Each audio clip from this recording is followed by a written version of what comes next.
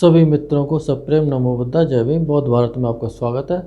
संयुक्त निकाय भाग 1 का खंड संयुक्त में अब अनित्य वर्ग आता है। तो पहला सूत्र है अनिच्य सूत्र। ऐसा मैंने सुना। श्रावस्ती। भगवान बोले, भिक्षुओं, रूप अनित्य है, वेदना अनित्य है, संज्ञा अनित्य है, विज्ञान अनित्य है। ये कहीं कोई स्थिर नहीं है। रूप, वेदना, संज्ञा और विज्ञान, इसमें प्रति क्षण परिवर्तन होता ही रहता है। भिक्षु इसे जानकर विद्वान आर्य श्रावक को रूप से निर्वेद होता है, वेदना से भी निर्वेद होता है, संज्ञा से भी निर्वेद होता है, संस्कारों से भी निर्वेद होता है और विज्ञान से भी निर्वेद होता है। निर्वेद होने से विरक्त होता है, वैराग्य से विमुक्त होता है, विमुक्त हो जाने से विमुक्त हो गया ऐसा ज्ञान होता है, विमुक्त हो जाने से पूरा हो गया, जो करना था सो कर लिया, अब और कुछ बाकी नहीं बचा ऐसा जान लेता है। दुख सूत्र। श्रावस्ती। भिक्षुओं, रूप दुख है, वेदना दुख है, संज्ञा दुख है, संस्कार दुख है, विज्ञान दुख है।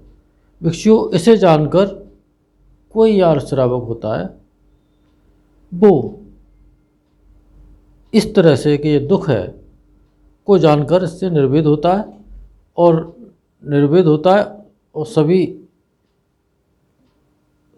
प्रकार से, और वो विमुक्त हो जाता है और विमुक्त हो गया ऐसा जान लेता है, और अब कुछ जो करना था सो कर लिया और कुछ करने के लिए बाकी नहीं बचा ऐसा जान लेता है।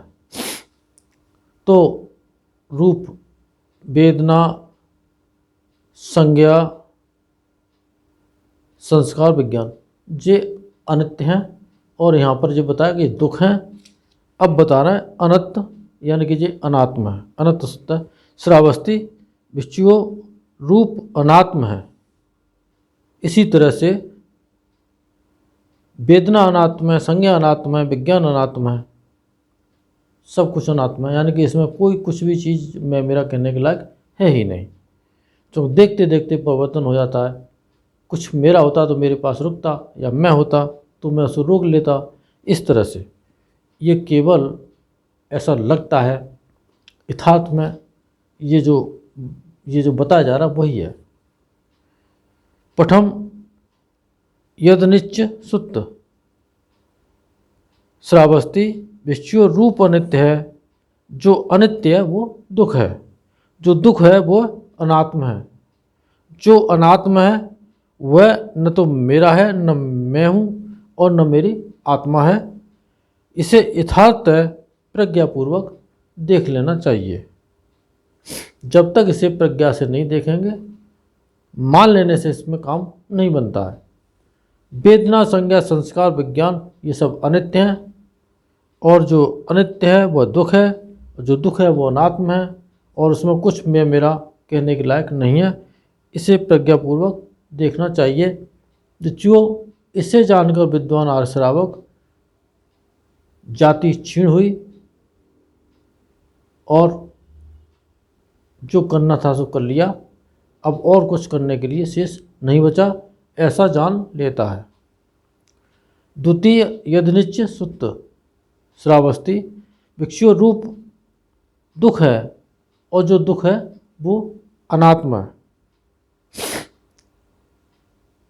तो इसी तरह से वेदना दुख है, जो दुख है वो अनात्मा है, संज्ञा दुख है और वो संज्ञा अनात्म है, विज्ञान दुख है इसलिए वो भी अनात्म है। क्योंकि दुख को तो कोई मैं और मेरा नहीं मान सकता। कोई सुखद हो रहा है उसको ज़रूर कहेगा कि ये मैं हूँ, मेरा है, मेरी आत्मा है, लेकिन दुख को कोई नहीं कहता। जबकि दोनों ही संवेदना हैं, दोनों में ही अनित्य धर्म चल रहा है, दोनों का स्वभाव ही उत्पन्न होकर नष्ट होने वाला है। उसमें कुछ भी कहने के लायक नहीं है मैं और मेरा है। वो जब भी अस्त होती है तो दुख ही जाती है, दुख दे करके ही जाती है। तो उस समय भी जो दुखद संवेदना होती है उस समय भी दुखी कर रही होती है, सुखद संवेदना अस्त होने के बाद दुखी कर जाती है। इस तरह से ऐसे दुख को कौन कहेगा कि ये मैं हूँ, मेरा है या मेरी आत्मा है। इसी तरह से तृतीय यद निश्च सुत्त।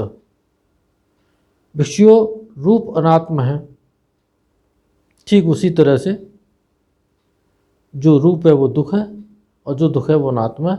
रूप अनात्म है, वेदना संज्ञा संस्कार विज्ञान ये सभी अनात्म है। और इसी को जान करके कोई भी आर्य श्रावक विद्वान व्यक्ति होगा उसे जान करके पूरी तरह से जान लेगा और कह देगा कि जाति छीन हुई और जो करना था सो कर लिया, करने को कुछ और बचा नहीं, ऐसा जान लेता है। पठम हेतु सुत्त। श्रावस्ती। भिक्षु रूप अनित्य है, रूप की उत्पत्ति के जो हेतु और प्रत्यय हैं वे भी अनित्य हैं। भिक्षु अनित्य से उत्पन्न होकर रूप नित्य कैसे हो सकता है। इसी तरह वेदना संज्ञा संस्कार और विज्ञान के विषय में समझना चाहिए। भिक्षु ऐसे जानकर विद्वान आर्य श्रावक जाति छीन हुई ऐसा जान लेता है। तृतीय हेतु सुत्त। श्रावस्ती। भिक्षु रूप अनात्म है, रूप की उत्पत्ति के जो हेतु और प्रत्यय वो भी अनात्म है। भिक्षु जो अनात्म है, अनात्म से उत्पन्न होकर रूप आत्मा कैसे हो सकता है। आत्मा का मतलब ही है ममत्व। आत्मा कोई ऐसी कोई फिजिकल मॉलिक्यूल्स या अणु परमाणु नहीं होता। ये जो मनोभाव है कि मैं हूँ ना, ये कौन बोल रहा है, मैं ही तो बोल रहा हूँ, ये जो छलावा है, ये ऐसा एक आभास होता है, वही आत्मा है। और वो अनात्म है, वही अनात्मा है जिसको जब तक वो रहेगा कि ये पीड़ा किसको हो रही है, मुझे ही तो हो रही है, ये सुख दुख कौन अनुभव कर रहा है, मैं ही तो, तब तक तो वो आत्मा है। जब इसका पूरे परिधि का ज्ञान हो जाएगा और इसको अनात्म बोध जब उत्पन्न होगा तब ये चीज़ खत्म हो जाएगी। आनंद सुत्त। किसका निरोध। श्रावस्ती। तब आयुष्मान आनंद जहाँ भगवान थे वहाँ गए और भगवान का अभिवादन कर एक और बैठ गए। एक और बैठ आयुष्मान आनंद भगवान से बोले, बनते लोग निरोध कहा करते हैं, निरोध कहा करते हैं, बनते किन धर्मों का निरोध कहा जाता है। आनंद रूप अनित्य है, संस्कृत है, प्रतीत समुत्पन्न है, छह धर्मा है, व्यय धर्मा है, निरोध धर्मा है, उसी के निरोध से निरोध कहा जाता है। इसी तरह से वेदना संज्ञा संस्कार विज्ञान ये भी सभी जो है अनित्य हैं, संस्कृत हैं, प्रतीत समुत्पन्न है, छह धर्मा है, व्यय धर्मा है, निरोध धर्मा है और उसी के निरोध से ये निरोध कहा जाता है। इन्हीं धर्मों के निरोध से निरोध कहा जाता है। अनित्य वर्ग समाप्त होता है। इन सत्य वचनों से आप सबका मंगल हो, भला हो, कल्याण हो, संसार के सारे प्राणी सुखी हों। साधु साधु साधु।